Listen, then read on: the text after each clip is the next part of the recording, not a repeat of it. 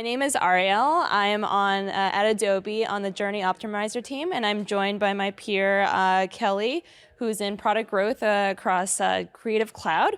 We're excited to talk to you today about mobile growth, and we're gonna get going. So the idea here is we're gonna start with what's the state of the market, what's the state of the consumer, what are marketing strategies, what do the different parties think about what the other one is doing, honestly, and then talk a bit about growth and retention, particularly in the mobile space, also in the idea of personalized omni-channel engagement.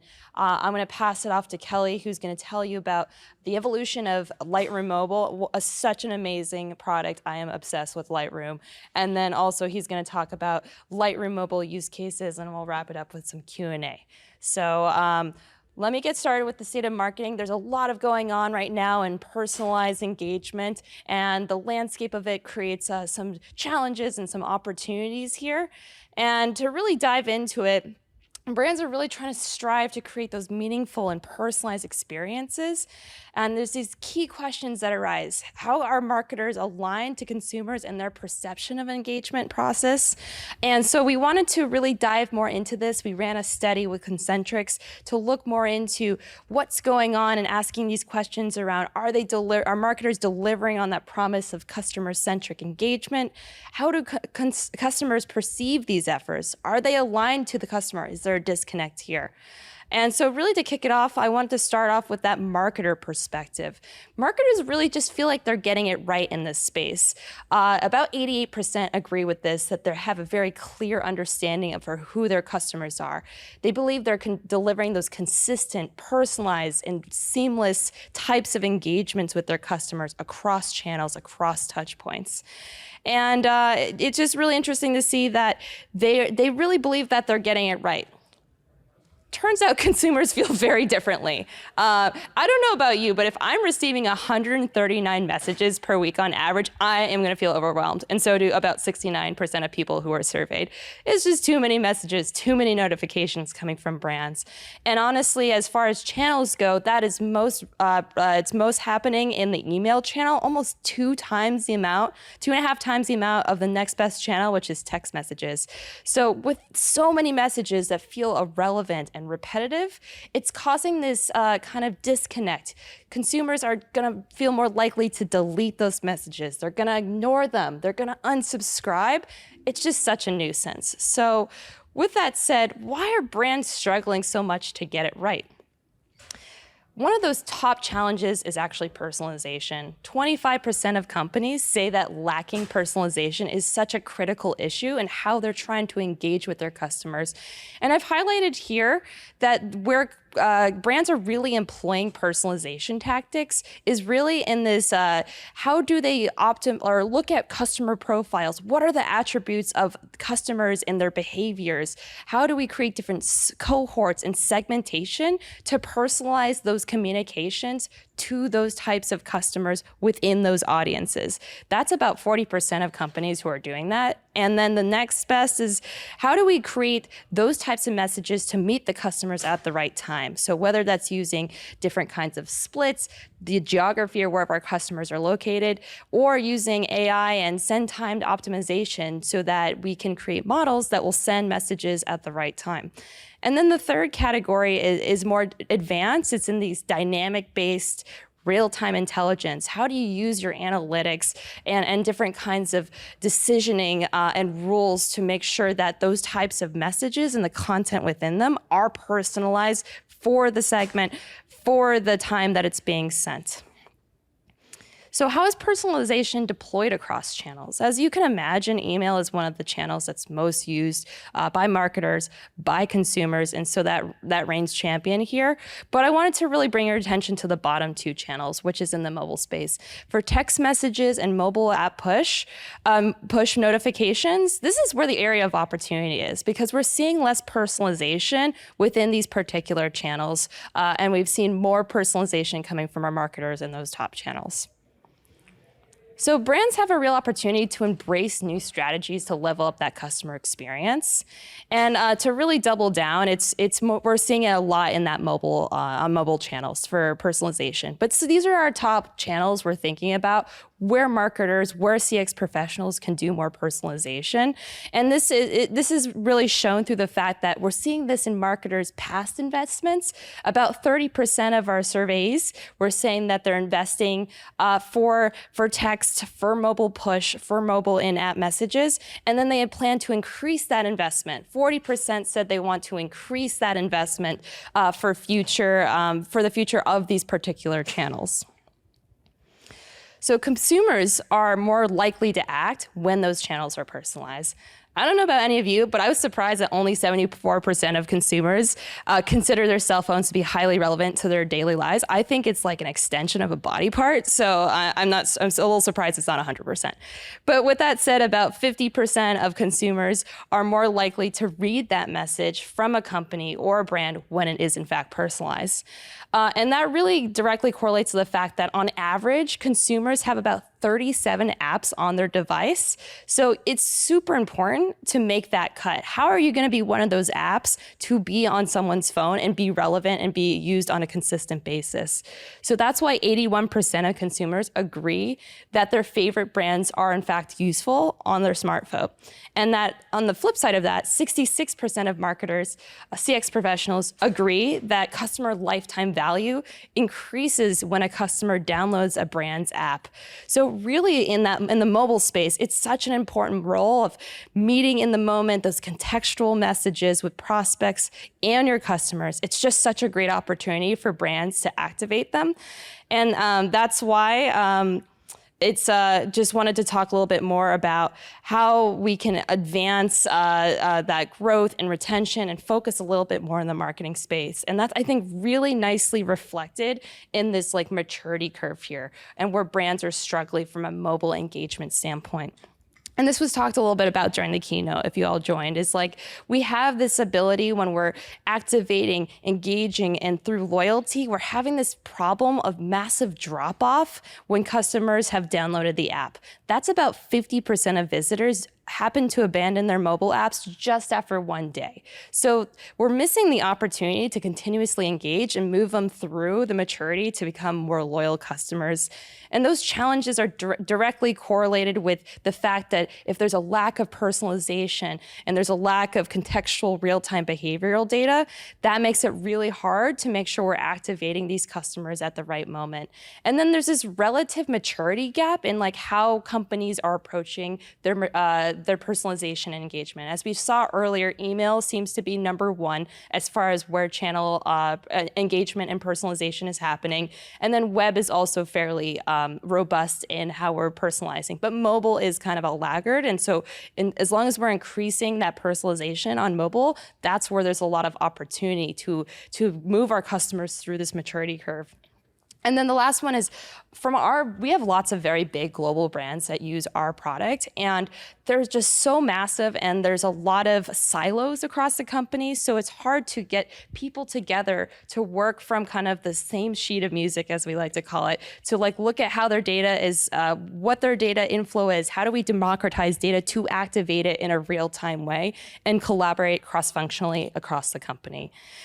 So to drive this adoption with personalized engagement, we're seeing it in this kind of a phased approach of opportunity. Upon sign up, upon trial, how do we get them to move to activation? Well, there's an opportunity here for experimentation. We can look at the different cohorts of how our customers are engaging with the brand to acquire them and get them not just to download the app, but to move them more into that engagement phase through personalization, learning the behaviors of our customer and making sure we're meeting them at the right time, at the right moment with the right message. And that includes further optimization through looking at our analytics and how they're interacting with our app. How do we increase those right time, right moment types of engagement to deliver loyalty, not just of our brand, but to advocate and to get their friends and other folks to use the brand's app too. So the key takeaway really here is engage at the moments that matter. And if you can see here from this chart, we have brand-initiated moments represented in red and customer-initiated. Brands and marketers are going to still run their campaigns because that's important to their KPIs, it's important to their role, and those are going to be like promotions, reminders, birthday celebrations, messages tied to loyalty, but how do you fit that within the customer context? And the customer is gonna do whatever, whenever, and whatever they wanna do. And so it's like, how do you infuse in a seamless way both of those types of communication so they are relevant to where the customer is at in their journey? And then to further optimize those interactions across touch points, whether they're coming into your store or looking at the mobile app or even on your website, how do we make those the moments that matter to the customer for the right customer outcomes, which inevitably drive towards better business outcomes? So before I pass it over to Kelly, who's going to walk you through Lightroom Mobile and the story and how they're using Journey Optimizer in these mobile-based use cases and personalizing engagement, I just want to say I'm like a huge fan of Lightroom. I was in Africa just 2 weeks ago on a family trip, and the speed at which I can use Lightroom to edit my photos is incredible. And not just that, but like the mobile app itself, I was like in the oldest desert in the world, looking at these petrified trees, and I'm taking photos. I'm like, man, there's these people that are in the way. How do I get them out of my photo? And you literally can just like swipe on the screen and they just like magically disappear with generative remove. So Kelly's gonna talk a little bit more about that and how they're not just using our product, but some of these really cool features. So thank you, Kelly, for taking it over.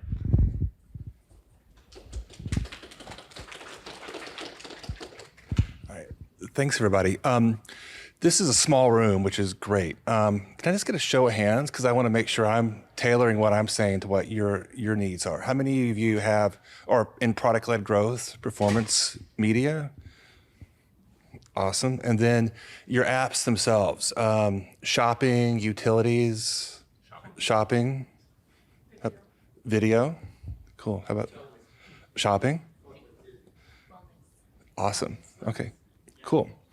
So this will be, I'll have questions for each of you because I want to make sure that because I think I'm in PLG, we all have some of the similar concerns, the things that we're focused on. So I wanted to make sure I'm explaining some of the right things. So what is Lightroom Mobile? It's a photo editing app, and one of the aspects of Lightroom Mobile is that, it's used by a wide range of customers. We have photography pros who use it just to do some light edits. We have people like Ariel who are using it to optimize their vacation photographs. So when we think about this, we're thinking about, well, how do we make sure that we're tailoring the messages that we send out using push notifications or in-app messages to each of those users. So you'll hear me talk a lot about audience cohorts and then how we're customizing each of those journeys. So that's something that we think about a lot. And if you want to try it, scan the handy dandy code. I have a special offer for anybody who wants to do that right now. So, all right. I'll wait. This is the time when you're allowed to have your phone. You grab your phone, yeah. What's the offer? You'll join my personal focus group. So I'll pay for the year out of my own pocket, but you've got to answer my questions. So, okay, perfect. I will, same offer applies, but you still have to answer my questions. Okay. How do we get to Journey Optimizer? So a lot of the questions that we have, and again, we think about Lightroom, again, we're trying to get people to that aha moment, the first core action. What do we want to get people to when they first download the app? How do we get them to understand what Lightroom does? How do we get, again, educate on the features, encourage engagement? We're focused on that. And then again, thinking about how do we target the right message to the right person at the right time. So AGO does all of that for us. But I think even if you're not on our platform, I think that's a core thing to be thinking about as well, just in terms of whatever platform you're on, getting somebody to get that first core event, the aha moment, whatever it is, the first purchase. So, and then the other thing that we looked at too with is, Adobe we have a massive customer base.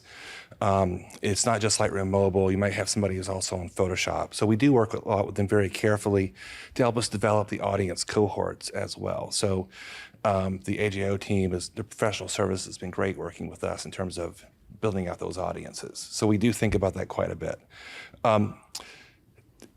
I'm sure all of us have a version of this slide where we think about what's first engagement look like. You installed it. You think a lot about how do you get somebody to sign on, sign up, get to that first free engagement. So for us, again, we're thinking about teaching people how to use the app. It's not complicated, but it might also be daunting if you haven't used it before. So when you first sign on, you'll get an in-app message. The in-app message is triggered to show you how to use some of our advanced features.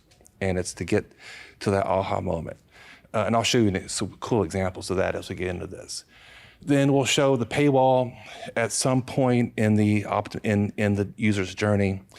Users may or may not engage at that point, and that's when the audience diversification for us starts. You might set it down, become a free user, which is great. Maybe you sign up monthly paid at that point. That's when we start to diversify and really start to think about how do we alter that journey a little bit. So, if you are a trialist or if you're somebody who's a free user, in a few days after that, we're going to be able to segment that audience cohort. We're going to go through and you're going to get a push notification that says, hey, thanks for downloading.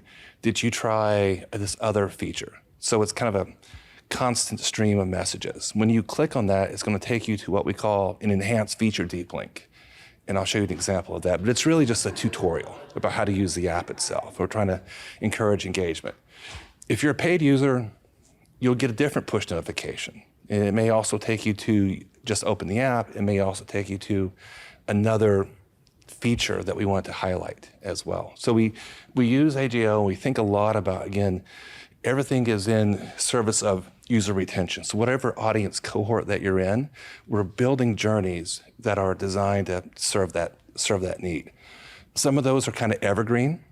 It's new users kind of go down a certain path, paid users, different path. And then we also do seasonal notifications as well. So we're trying to manage the messaging, but everything's in service of reaching users where they are and personalizing the engagements. So I'll talk about a couple of use cases here. This is, a high-level view. New feature awareness, we think about that a lot. Engagement, we think about that as well. And then community engagement as well. So just a quick word on Lightroom. It has a really cool feature where our most dedicated users are out there, they're sharing presets, they're sharing examples of how to use the app.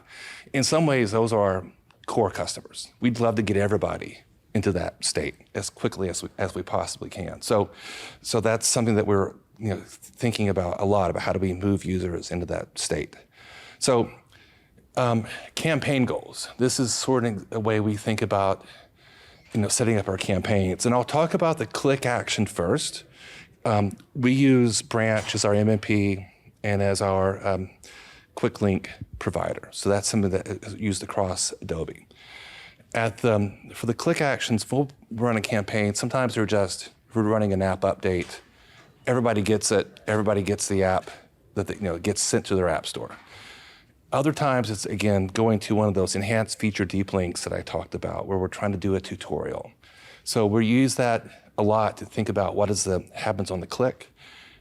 The success metric. So again, we'll set that up. Sometimes it's CTR, sometimes it's feature usage. The way that we think about it as a growth team as well is, we're looking at 2+ days active use in the first week, MAU, DAU. We're trying to drive,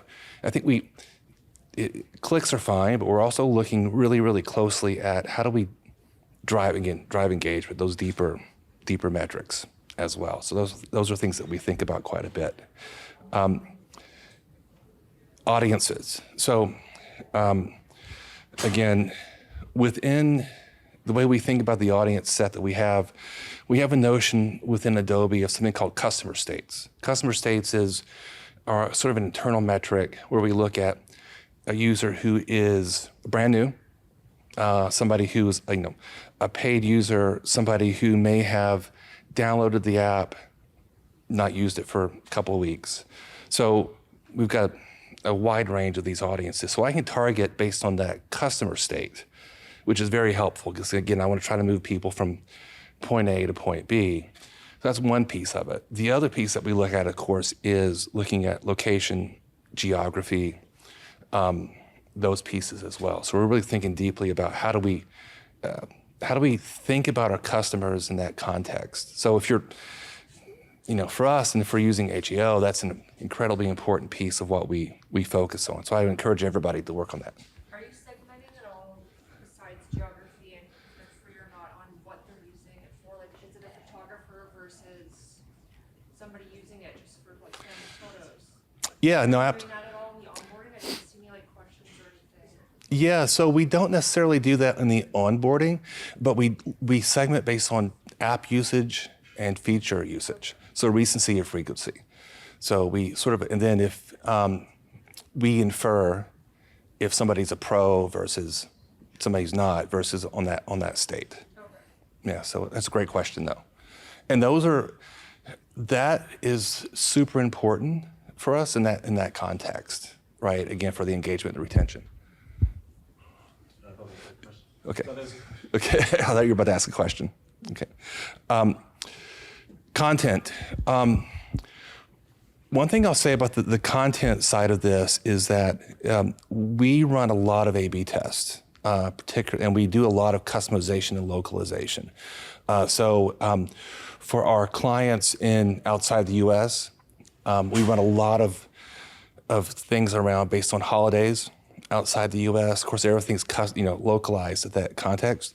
We get tremendous amounts of results in that context. We ran a push notification campaign and got better results outside the U.S., for example, in that. So we're thinking about, again, how do we customize that experience? And I heard a presentation yesterday talking about monetization also outside the U.S. and talking about in-app purchases versus subscription. So one of the things that we're going to be thinking about a lot going into next year also is going to be how do you customize not just the content people get, but also how do you monetize outside the States as well. One of the things we also do in this is we use the Adobe the translation engine. So, and then the translation engine, we run that through that. Then we also have a team that helps us verify everything.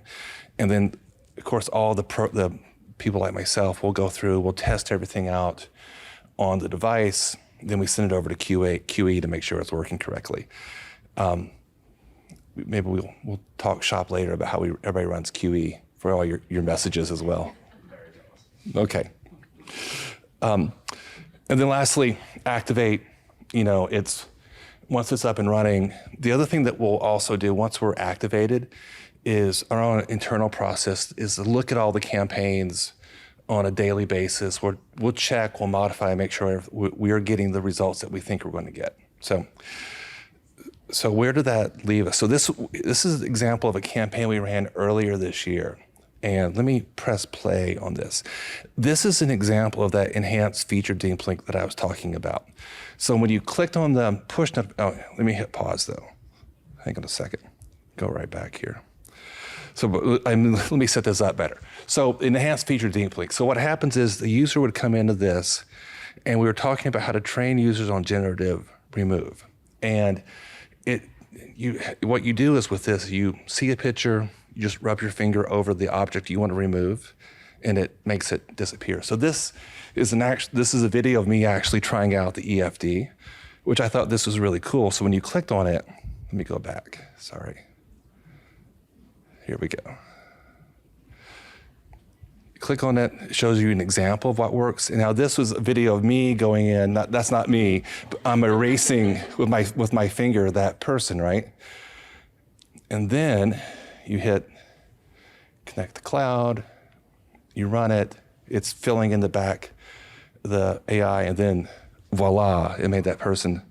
Right, so that's the cool aha moment that we're trying to generate for everybody, right? And so we ran a campaign that did a couple of things. One, this came out in May. The first push was just day of launch, telling everybody, go get the update. And then so people who got that, and then they opened their app on day 1, day 7, and day 10, we showed them this EFD. And the goal of the campaign was we want people seeing this, trying it out on their own, and then hopefully we monetize them. So we shortened the update curve. So that was successful. That was one of the things we were looking for. And then it was like, can we convert people who tried this, get them through that path to become paid users? That was successful, but I think what we learned from that was we're going to extend out that period of time when we show those messages. So instead of being D3, D7, and D10, it's going to be like more D15, D21, and it's more of a sustained usage. So what we're going to be doing in October is we're going to extend the campaign out. So more push notifications, more sending out examples like that. The other thing that we're doing in order to avoid message fatigue, and Ariel touched on this, is we're going to dive deeper into our audience segmentation so that not everybody's going to get the same message. So, and that's one of the ways we're thinking about, we don't want to bombard people. So users who maybe haven't opened the app in 2 weeks, they'll get this. Somebody who's a paid subscriber in good standing, they may not see this at all. So we're thinking about how do we work through this. So engagement by audience. Again, we've got 3 examples, very high level overview of how we think about the audiences themselves, but new, trialists, paid users. This was one that went out to the free users. Again, it was removing a touch. It was designed just to kind of show, hey, this is some cool thing that you can do. And we'll keep doing those. We think the new users are things that we want to get them integrated into what we're working on. And we use AJO to help us, again, segment and target and deliver these messages. Trialists get a slightly different message. And then this is just kind of showing things you can do with, everybody's seen a beautiful sunset, but it never looks on your camera the way it looks to the naked eye. So we're showing examples of, again, how to encourage adoption, how to make those things work. Again, those are shown to the trialists themselves. And then the last example here would be on paid users. So engagement by audience. So this is a feature, it's talking about lens blur. Lens blur is a feature which changes the focal point of an image. So if you're doing a portrait, it can help pull the subject of that a little bit closer and blurs the background. So it's a really cool feature, but again, we use that for paid users and then send that out. And so we're sending out these campaigns, and then we're looking at each of the cohorts. And again, when we do the analysis and we talk with management, we're thinking about how do we move, are we moving users from a less desirable state or along to a more desirable state along the growth curve? So that's something that we're thinking of. And we use customer journey analytics and some of our internal analytics to help us make that analysis. So, and then a couple more slides. Oh. Are these delivered through mobile push, or is it great message. So we'll do this is a mobile push, these examples. Oh, sorry, this is a mobile push, but it led to an in-app message. Typically, there's the push, then the in-app message. Sometimes we just do a simple in-app message. You open it, and this pops up. The other thing that we're doing as well is triggering these on feature open. So if you are a paid user, you go to lens blur, and that's the first time you've used that, this will pop up. So it gives you more of a tutorial about how to use the feature. And just a couple more slides, and we can open it up for questions. Again, example of feature nurturing that we think about. First app launch, have we seen that user before? Have they tried that feature before? If yes, advance to the next feature. If no, we'll go to an in-app message. We'll show them how the feature works, and then we kind of move them down the path. So we're constantly thinking about educating, getting the aha moment, et cetera. So, and then last slide here, this was something that I did this morning just to kind of illustrate the point. I also took a vacation this summer.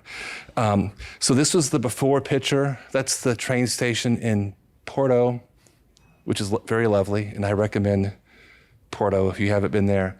But there's a few people there, and I thought, well, what if it looked like if it was completely empty? So this took me 5 minutes to do, and I just went through and quickly, erased everybody. So again, it's that aha moment that we're trying to get everybody to, and I think, I'm sure each of your apps have core action aha moment that you're trying to arrive at. So, and that's it. Thank you.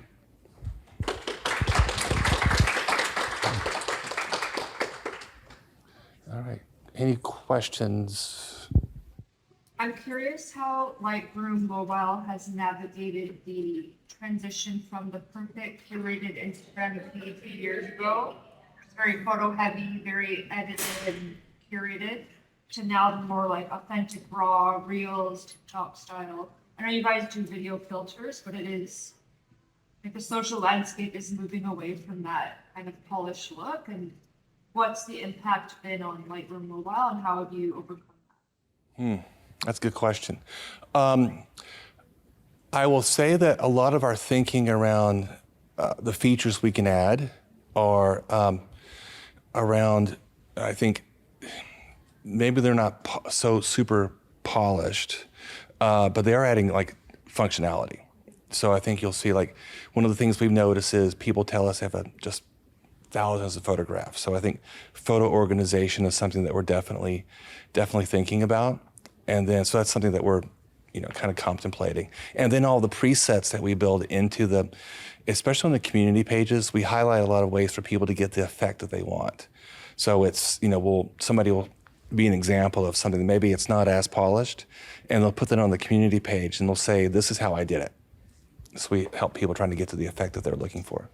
Have you seen a downturn from that shift and showing up on social, or? I wouldn't say that we have on that. No, I wouldn't say that. Thank you. Yeah. I was going to ask, could you speak a bit about how to do something similar to what you showed there, not from the push message, but from third-party external traffic drivers, so paid media into an AJO? Yeah, that's a great question. So one of the things that we do with those enhanced feature deep links that I was talking about, those links, is we give those to our social media team. So, and then they have a whole set of influencers they work with, and then we'll give them that link, and then they link into the Lightroom app, and those users get that same experience. So then we use Branch to help us attribute, clicks to the influencer or the ad network that delivered that. Sorry, you said you use what to help you attribute the? Branch. MMP, branch.io, I think is their official. Okay, and my question was actually, you mentioned sort of the use of tooltips, or, when someone uses the feature for the first time, you kind of give them a little tutorial on it. Mm-hmm. Have you done A/B testing to actually observe metrics on whether or not there's a difference in user engagement or monetization when you give that tutorial versus not? That's our favorite phrase, A/B test. We test pretty much everything, either using AJO, and there's tools and there's ways you set up, you can do A/B testing for push notifications or in-app messages. So we test a lot of those pieces, just again, for efficacy of the creative or the messaging. We also, within the product, we will do a lot of A/B tests also, just to make sure that are we giving people the experience we want them to have. The other thing we do is we do a lot of surveys. We're in market right now with a survey that's important for us, and then we're asking how well are people using the product as well. So what actually have you observed? I don't know if you remember offhand, but if you have a version of the app that is not providing those tooltips or tutorials versus one that is, do you observe a specific percentage conversion ratio that is better with the? Everything we do, we're heavily invested in those tooltips. So for us, the A/B tests are more around how frequently do we show them versus not. Yeah, so I don't know that we've done a test without one. Maybe it might be interesting to do that, but it's more around how well are they working. And then when do we show them, how frequently to show them, and who do we show those tooltips to? So in your opinion, is there such a thing as too much? No, I don't think I think if anything, I think our bias kind of going forward is over communication and then using AJO to make sure that we're sending the right message to the right person. So that's kind of our thinking around when we segment the audience cohorts. Yeah. All right. What's been your number one growth strategy for Lightroom that wasn't paid? Like, is it social? Is it influencers? Is it affiliates? Oh. Maybe ask that. Yeah, one of the things that is a huge influencer for us is traffic from owned and operated websites, because we know, looking at that from our internal tools. Like people selling presets or? No, it's more like somebody coming to adobe.com or reading the blog or wanting to learn more. And then there's links from that site. We know that's driving a lot of installs for us. And we're spending a lot of time optimizing our own website to drive that. So that's one area. And then it's also a lot of, free media or social that we're tracking as well. So that's another non-paid, space. That's for on initial installs. So I have a question. How are you thinking about other channels outside of mobile or more like omni-channel engagement? Right. One thing we've noticed too is that, with Apple, if you don't open the app for a certain amount of time, it deprecates the app. So we can't communicate with them. So we're using email as a tool to talk about that piece of it. And so we're trying to communicate with users like that as well to make sure we pull them back into the app.